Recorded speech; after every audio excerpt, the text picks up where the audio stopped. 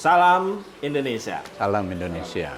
Pemirsa yang saya cintai, kita bertemu kembali dalam acara podcast sebagai usaha mencintai dan mempraktekkan Pancasila. Kami di Lembaga Nusantara Center bekerjasama dengan Foko dan Pusaka Indonesia, sebagaimana telah diikuti oleh 45 teman-teman yang aktif dalam kelas konstitusi, terus mengelolakan ide dan gagasan Pancasila dalam banyak hal, yang salah satunya hari ini kebetulan melanjutkan ide-ide sebelumnya. Dan telah hadir di antara saya dan teman-teman, sebelah kiri adalah Cak Rohim Al-Indonesi nama lengkapnya, musisi yang produktif menciptakan lagu-lagu perlawanan. Dan di sebelah kanan saya ada Bang Hatta Taliwang, politisi sekaligus Direktur Eksekutif Soekarno-Hatta Institute. Sebelum kita diskusi dengan Bang Hatta, kita akan mendengarkan dulu beberapa syair dan beberapa petikan gitar dari Cak Rohim agar podcast kali ini berbeda dengan podcast sebelumnya. Silahkan Cak Rohim kalau ingin menyanyi dan menyampaikan pesan-pesan khusus lewat lagu agar pemirsa bisa mendapatkan kenyamanan dan kebahagiaan. Tapi sebelumnya, saya mewakili teman-teman dari lembaga itu mengucapkan terima kasih kepada kalian yang telah like, share, dan komentar di dalam video-video yang telah kami unggah di YouTube. Cak Rohim, silahkan. Harapannya, apapun profesinya, dari manapun asalnya, dan tinggal dimanapun keberadaannya, selagi masih menjadi bagian dari kategori tukang dan kuli, semoga setia menjalankan peranannya sesuai dengan peran fungsinya. Ayo ditata-tata, dipadu lainnya, jadi rumah tukang dan kulinya bekerja sama-sama sesuai tugasnya, kumpul dan bahan memasangnya. Fondasi dan dasarnya ditanam secukupnya sesuai ukurannya, memasang simbol adatnya, bendera merah putihnya pada punggungnya, dirikan rumah sesuai desainnya.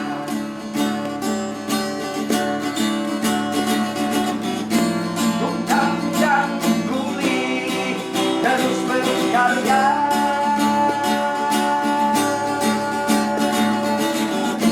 bekerja keras dengan semangatnya.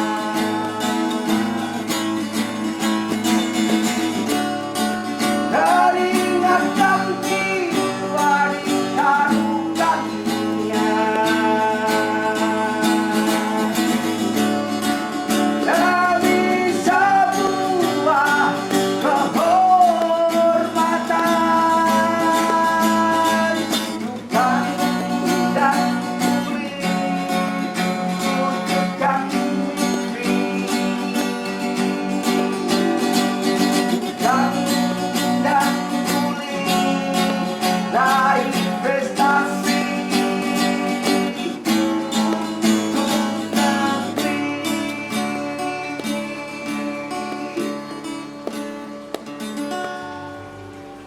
Terima kasih Cak Rohim. Saya senang sekali dengan lagu ini Syair-syairnya. dan berharap orang-orang kayak Cak Rohim ini tumbuh, berkembang, dan banyak, karena akhir-akhir ini kita melihat musikus kita, sastrawan kita, budayawan kita itu sudah kehilangan elang pemberontakan. Semoga Cak Rohim terus tumbuh sifat dan sikap revolusionernya berbasis Pancasila sehingga syair-syairnya bisa menghentak dan membangunkan warga negara yang sedang terlelap oleh kala subah. Teman-teman yang berbahagia, hari ini kami kedatangan Bung Hatta, Pak Hatta, Pak Bang Hatta, Mas Hatta. Taliwang. Beberapa kawan memanggilnya begitu. MHT. MHT juga singkatan dari Muhammad Hatta Taliwang. Dan kita akan bincang soal kepemimpinan nasional dan nanti setelah selesai Cak Rohim bisa menyanyikan lagu yang lain. Selamat datang. Ya, terima Saya kasih. ingin memanggilnya Bung Hatta aja biar seperti Bung Hatta dan Bung Karno. Terasa lebih muda dan punya gagasan besar. Ya, insya Bung Allah. Hatta, hari ini kita akan bicara soal kepemimpinan nasional berbasis Pancasila. Ya. Nanti saya tanya beberapa, Abang bisa jelaskan kepada kita agar teman-teman di Pusaka Indonesia, di Nusantara Center dan di Foko bisa dapat narasi-narasi lain dari sekedar yang ada dalam buku-buku dan beberapa hal yang mereka dapat dari orang lain. Ya. Pertanyaan saya pertama begini, Bung Hatta. Ya.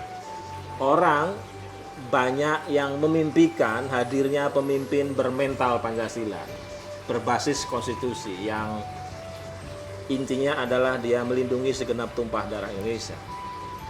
Mengapa orang merindukan itu kira-kira, Pak Hatta? Ya, kalau di konteks yang sekarang, terima kasih ya atas undangannya ini. Ya, sama-sama. Dalam konteks sekarang tentu karena ada masalah di realitas gitu yang dilihat.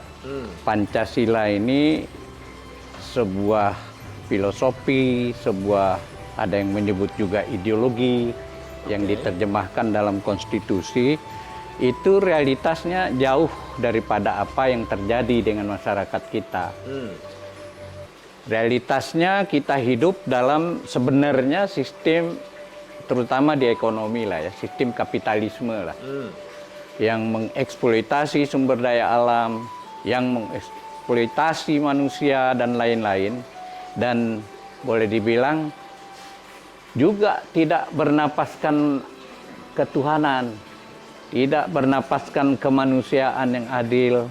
Itu yang terjadi di realitas masyarakat, terutama praktek-praktek yang dilakukan oleh kepemimpinan ya di tingkat elit maupun di tingkat menengah dan sebagainya. Itu jauh sekali dari apa yang jadi impian obsesi para pendiri bangsa kita, Bung Karno, Bung Hatta, dan sebagainya itu tentang Indonesia yang mereka harapkan.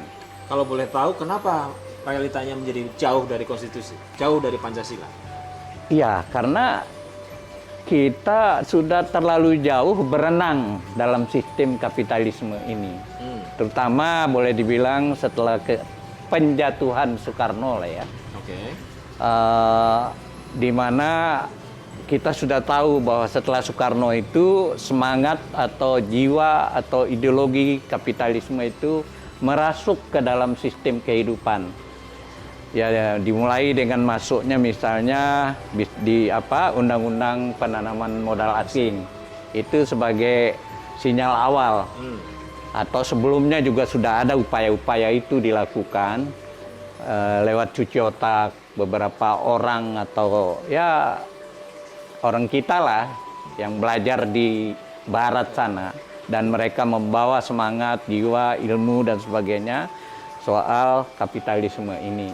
Bang, kenapa kita tidak merasa punya antisipasi menghadapi itu, menghadapi arus deras ilmuwan yang balik membawa ide lain, Ya. menghadapi penjajahan baru? Kenapa kita tidak siap dan tidak punya alat tangkalnya menurut Abang?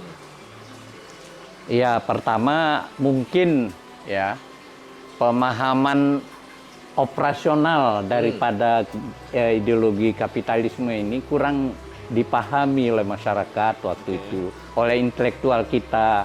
Mungkin dianggap ya sesuatu yang katakanlah modern dan sebagainya, itu yang membuat orang terlena.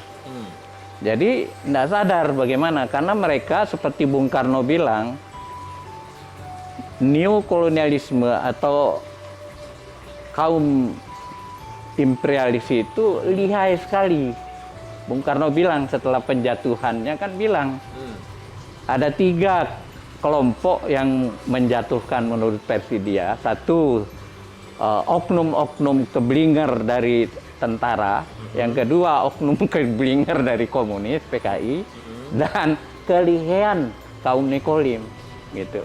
Di situ tersirat bahwa memang halus cara mereka itu. Barangkali diawali dengan pencucian otak dan sebagainya lewat pendidikan-pendidikan yang dikirim ke barat dan sebagainya waktu itu yang tanpa sadar mempengaruhi dan mereka menjadi elit di sini lalu menjadi panutan dan sebagainya satu persatu mereka itu terseraplah ke dalam pikiran-pikiran itu. Jadi kita kalau lemah. Hatta, Bung Karno itu membayangkan pemimpin nasional itu yang kayak apa biar bisa melawan operasi yang tidak banyak diketahui oleh banyak orang itu. Jadi kalau kita lihat kan Bung Karno sejak awal bilang apa yang disebut sebagai Trisakti itu loh. Dalam kebudayaan, berdikari dalam ekonomi, berkepribadian dalam kebudayaan, mandiri dalam politik lah, gitu ya. Kira-kira begitu. Nah, semua spirit itu terjemahannya itu kurang ditangkap. Ada kesenjangan antara apa yang dipikir Bung Karno dengan orang-orang yang ada di sekitarnya waktu itu mungkin kurang dalam penjabaran sehingga tidak teroperasionalisasikan dengan baik gitu loh. Tapi kan dia kemudian punya anak yang jadi presiden, punya partai yang menang pemilu, yang ideologinya itu marhen, ideologinya nasionalis. Masa nggak bisa juga? Lah itu yang kita bingung juga. Mungkin ada penyusupan luar biasa dari kelompok-kelompok katakanlah kelompok yang anti terhadap pikiran bapaknya itu lalu mencuci otaknya sehingga ada semacam anggapan bahwa sebenarnya anak biologi doang gitu loh. Yang dianggap sebagai anak ideologisnya itu ya barangkali Rahmawati. Yang lainnya itu ya sekedar anak biologi aja gitu. Jadi tidak terlanjutkanlah pikiran-pikiran itu. Sementara Rahma sendiri ya mungkin situasi kondisinya dan sebagainya tidak mampu juga untuk bertarung. Kalau seperti itu kita harus berharap sama siapa nih? Di tengah arus deras kolonialisme baru, arus deras neoliberalisme itu, kita harus berharap pada siapa supaya pengetahuan abang ini, pengetahuan beberapa ilmuwan bahwa kita masih dijajah ini bisa ya katakanlah bisa dibendung lah minimal gitu. Iya, saya mengapresiasi apa yang dilakukan oleh Nusantara Center ini dan kawan-kawan dari pusaka dan sebagainya ini ya untuk melakukan semacam pendidikan, sosialisasi dan upaya-upaya itu untuk menjaga spirit dari apa yang disampaikan oleh pendiri bangsa gitu loh. Jadi kita harus percaya pada diri kita sendiri untuk melakukan itu. Kita tidak bisa lagi berharap pada siapa, pada lembaga apa. Ya, dari sekumpulan segelintir orang seperti juga ketika kemerdekaan ini dulu dirintis juga oleh hanya segelintir orang. Jadi minoritas-minoritas kreatif dalam konteks untuk berjuang kepada penegakan hidup secara Pancasila dan termasuk di dalamnya juga kembali atau menggunakan Undang-Undang Dasar 18 Agustus 1945 itu adalah upaya-upaya kita untuk tetap menjaga, memelihara dan untuk mengaktualisasikan pikiran-pikiran para pendiri bangsa itu gitu. Kalau di persentase Bang, kira-kira challenge kita ini berapa persen agar arus balik perlawanan itu menang? Ya tergantung dari benturan-benturan besar yang bisa terjadi atas situasi ini. Kalau misalnya katakanlah rakyat secara masif merasakan penindasan ini sebagai penderitaan, ya maka arus baliknya juga, perlawanan baliknya dan itu kesadaran untuk kembali ke pikiran pendiri bangsa itu akan besar juga gitu. Barangkali sekarang seperti beberapa kawan bilang, ya biarin aja hancur dulu lah. Nanti di tengah kehancuran itu kita bangkit, kira-kira begitu. Ada yang pikirannya sangat ekstrim seperti itu. Sebab kalau kita mau melawan dengan kondisi sekarang, ya tarafnya masih gerilya. Apa yang dilakukan oleh Nusantara Center dan sebagainya, atau saya juga dengan institut saya, dengan berbagai cara itu, tarafnya masih gerilya lah. kita. Kalau kita pakai patokan Undang-Undang Dasar yang di amandemen aja coba Bang. Ya. Beri kami penjelasan. Apakah itu bisa dijadikan alat dan trigger untuk mengukur kekuatan-kekuatan anti imperial ini bisa memenangkan ya let's say minimal pada Pilpres gitu. Kira-kira bagaimana itu? Jadi begini, kan korban daripada amandemen UUD 45 itu pertama kan turunnya status lembaga tertinggi negara. Oke. Yang membuat tanda petik kita nggak punya raja di negara ini. Kan sebetulnya kedudukan MPR itu kayak raja lah ya. Yang bisa mengontrol presiden dan bisa mengontrol lembaga tinggi lainnya. Lalu mengharmoniskan hubungannya untuk mencapai cita-cita negara lewat GBHN. Kan gitu.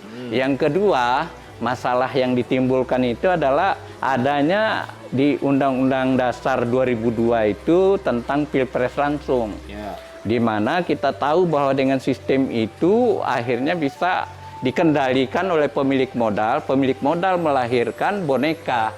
Boneka-boneka inilah yang mengatur kita sekarang kan. Nah, harapan yang itu antara lain, belum lagi sistem ekonomi dan sebagainya yang menjadi sangat kapitalistik kan.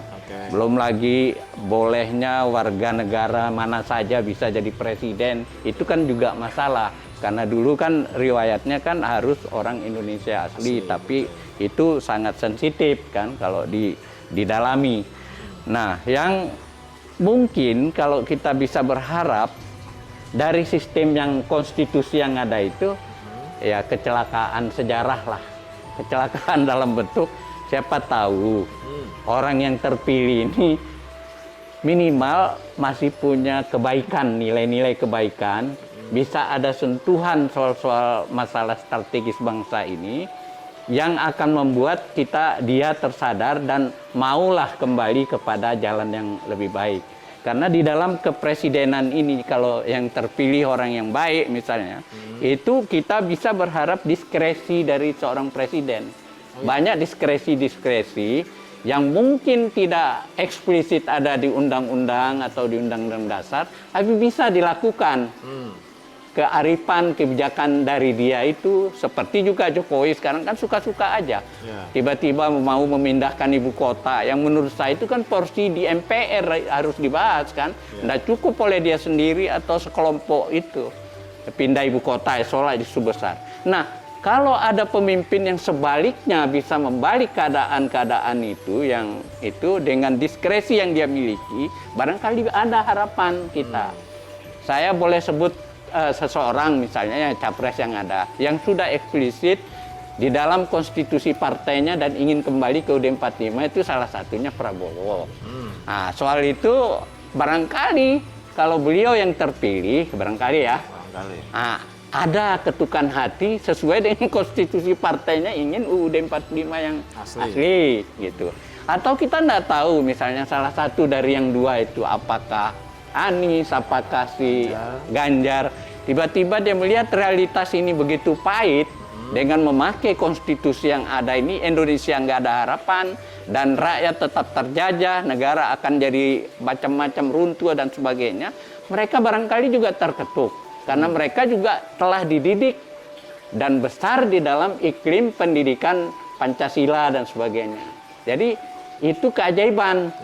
Tidak kita bisa berharap lewat revolusi dan sebagainya, karena revolusi sudah kita kaji nonsen gitu loh Mas. Jadi hanya bisa berharap dari konstitusi yang ada itu ya diskresi hasilnya gitu loh. Ya ini nggak tahu benar apa salah ini namanya juga usaha. Menarik ini sebenarnya. Iya. Hipotesisnya. Sebelum kita tutup, saya ingin satu jawaban yang singkat saja. Ya. Bung Hatta ini percaya bahwa Indonesia akan 100 tahun atau lebih dengan komposisi di mana banjir pengkhianatan luar biasa, banjir orang bohong luar biasa, banjir penghancuran konstitusi luar biasa, banjir pengkhianat luar biasa. Itu kira-kira seberapa optimis?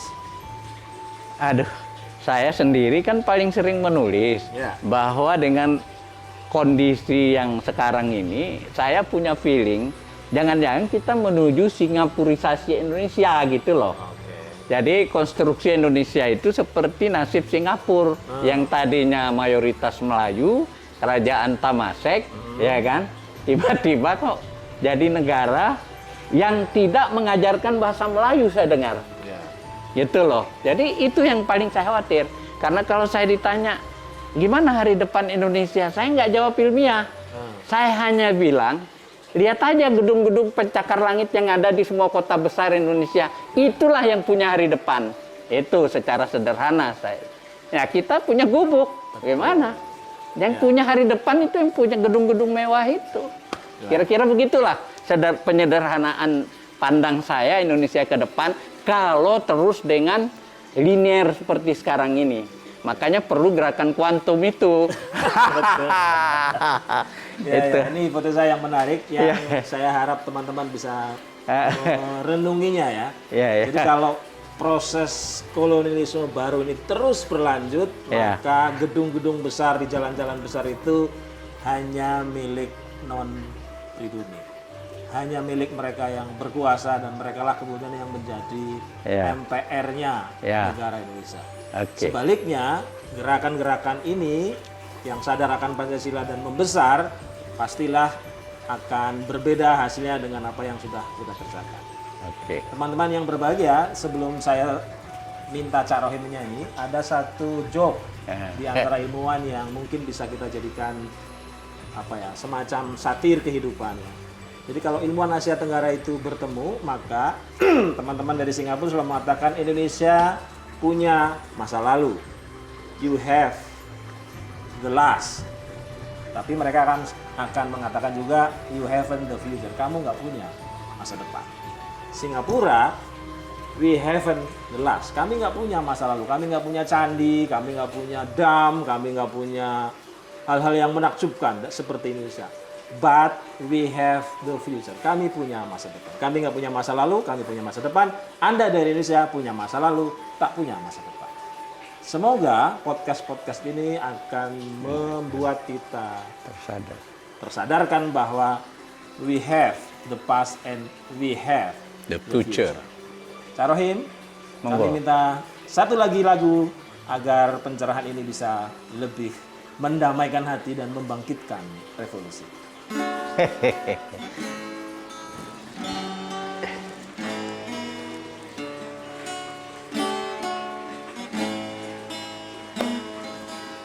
Sakti ada solusi tegaknya negeri ini, wujud mandiri dan merdeka bukan hasil diktean sini sana, apalagi dari tetangga sebelah.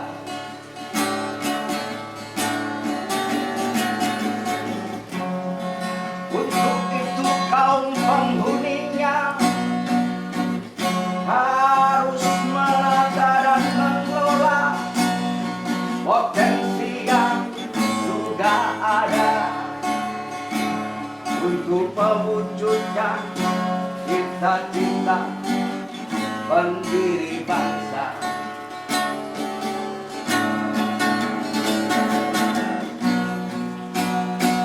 Bahwa Trisakti adalah jawabannya dan saran Indonesia menjadi mercusuar dunia.